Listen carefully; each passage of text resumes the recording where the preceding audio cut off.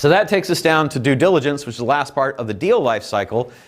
And just some things to think about. I always get attorneys and accountants to do the due diligence. I think it's a mistake not to when you're trying to do it yourself. One, it's really boring. And two, there's lots of places that lots of things they'll catch that you won't. So if you want a really great checklist, there's one here at accountingtools.com. There's three types of due diligence. There's commercial due diligence, legal due diligence, and financial due diligence. Financial, they're going to look at all the financial statements and money stuff. Commercial, they're basically looking at everything from the market to how you do business. And then legal is pretty self-defining, I think, all things legal. So here are the things that you're going to want to do. You're going to want to review the target's business plan for commercial, CDD. Business plan and forecasts. Are the targets likely to be met? This is where it's important for you, when you think about selling, to have a budget and actual and be able to say, I was pretty much on point. This is in your book, right? Yeah. Okay. Cool. Okay, yeah, and Deanna, will you email them the due diligence slides? There's 12 slides of due diligence stuff that I did after she printed it, just because I like to make things challenging for her. Research and assessment of the market. What's the target's position in the market? Is it a dominant? We typically like to buy the dominant player or the top 2 or 3. What are the market trends and outlook? Are there any risks in the market that might affect the target's future value? What are market and product trends? Then analyzing competitors and customers. Which competitors are strongest? Which are weakest? How's the target perform in comparison to them? What is the ICP, the ideal customer profile, for this business? Revenue and gross margin models. If they do have a budget and they've got projections, which usually when a business is selling, they've done pro forma going forward with that hockey stick. Will they hit the projections? What's their history of meeting projections? Again, back to why you need to have a budget. What are the buyer's restatements and pro forma financials? So the buyer typically is going to say, the company is actually so much more profitable than the financials show that it is, because I put my dog walker and my nanny back in and my Mercedes lease and all this other stuff, and then it's worth this much. And some of those expenses should go back in to restate the financials, and some of them shouldn't, because some of them actually are things that are expenses of the company, like maybe attending events. Maybe there are events that need to be attended, like trade shows and things like that, and they'll be like, I just go so I can drink with my buddies. Let's think about that. Then pricing and margins. What are the price fluctuations? What are price trends and future projections? Are we going to be able to continue to charge what we're charging now? Is there a chance for us to raise prices? And then how strong is the brand? How is the culture? How does the culture fit with yours? We talk about a lot of times when you're negotiating with a seller who is a legacy seller, they're more concerned about their name staying on the thing, their company staying in business, and their employees being taken care of and treated in the same way that the seller has treated them.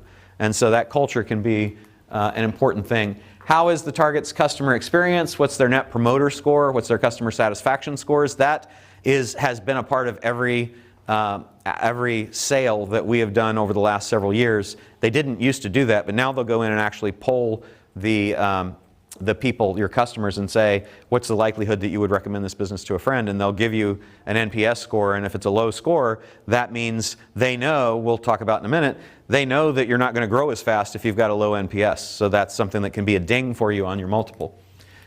For financial due diligence, 3 to 5 years of financials with trend lines and ratio analysis. It's really great if they are audited. There are 3 levels of financial statements. There's the ones where you bring a shoebox into the accountant and say, please turn this into something that looks like a financial statement. That's called compiled.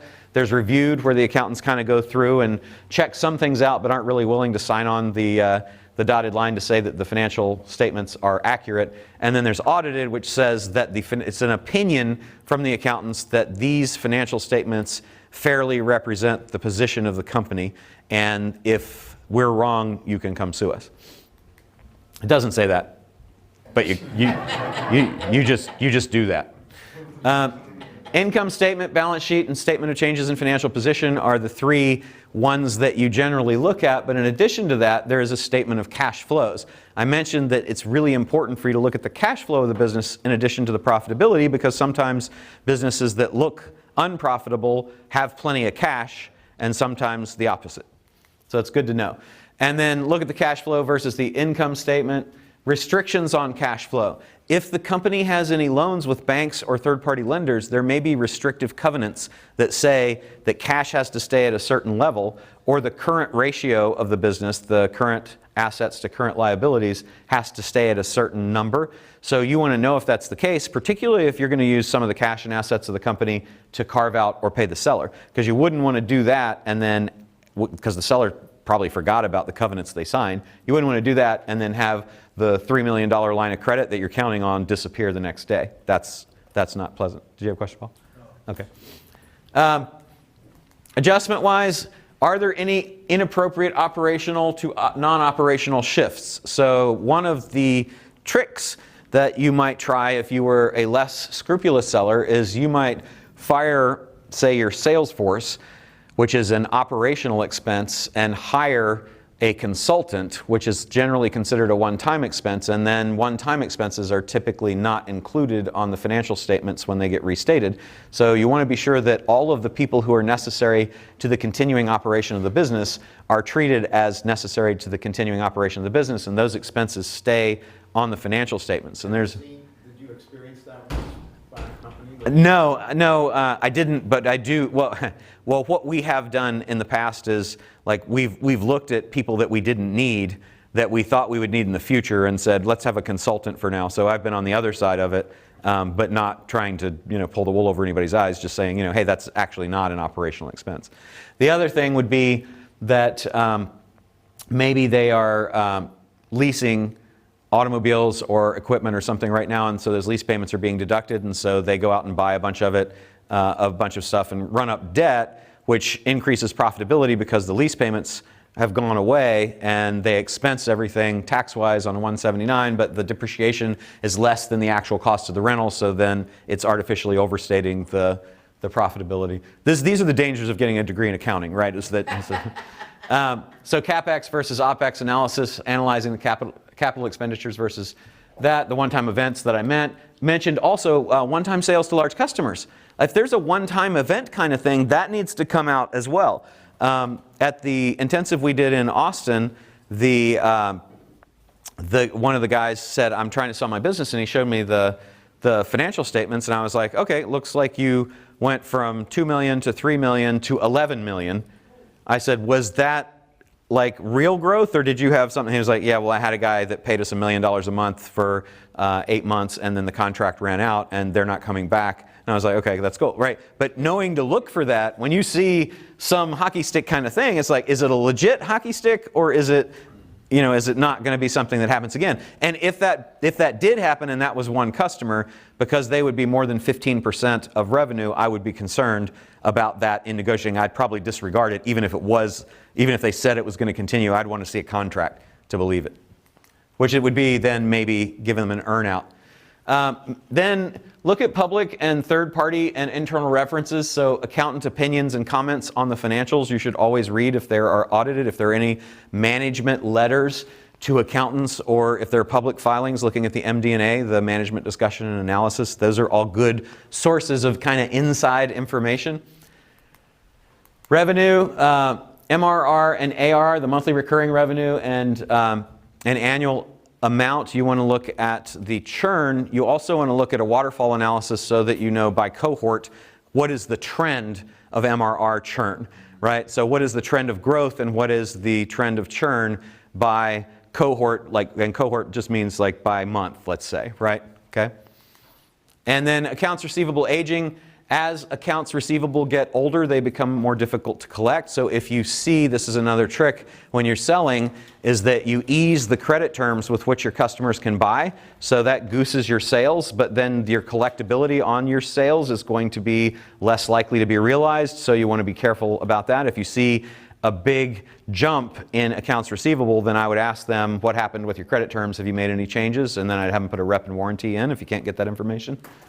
Backlog and pipeline of work to work in process. Is their work in process enough to meet the backlog, or are they just listening to the machines whirring because that makes them feel good and making too much stuff, and their backlog and pipeline is actually declining? So that's a balance that you're going to want to look at. Major customer purchase histories, trends, and projections. Are they likely to continue to purchase? What about contracts ending? Major contracts. If there's somebody that you're counting on continuing to be a customer that's under a contract, look at when that contract term is ending and then have a conversation with the customer. Even maybe see if you can get them to renew early, give them a small incentive so that you know you can count on that money. If not, discount it and then offer the seller an earnout. Or even an earnout can be, by the way, as broad or narrow as you want it to be. So it could be, if the company makes $1 million in profits, then you get 20% of it, that's your bonus. Or it could be, if Advanced Microsystems renews its contract, then I'll give you a bonus of X. So you can be as specific or narrow as you want with that, or broad as you want. Untapped channels and geo-cloning opportunities. How easy would this business be to just kind of stamp out in other places? What are the pricing models, histories, trends on pricing? How likely are you to be able to increase that? If there's an estimating department or something like that, then, or an actuarial department, how accurate are their estimates? And then how are expenses going? Are expenses going up or down? What is the expense percentage to sales by category and vis-a-vis other industry benchmarks? You can get that benchmark information from associations, trade shows, trade groups, or BizMiner. Restating the owner's personal expenses, and then restating the employee and owner loans as expenses. So another thing that unscrupulous sellers will do is they'll say to their employees, tell you what, I'm going to continue to give you the money, but it's going to be a loan, and then we'll forgive it later. Well, now it doesn't show up as an expense on the income statement, so income is so profits are overstated. Or they stop taking their draws, or they split their draws. They need, it's going to cost 150 grand a year to have somebody run the business. They just take loans for 2 years for 150 grand, and then it's overstated again by that amount. So those are some other tricks that they play. Fixed assets, CapEx, FF&E aging. How old is the stuff that's making stuff go? How old are the machines? Do you need to replace them? If you need to replace them soon, then that's going to enter into the purchase price. How obsolete are the machines? How obsolete is the inventory that you've got as well? We had in French Cuffy, which was one of the cufflink, it was a cufflink thing that we started.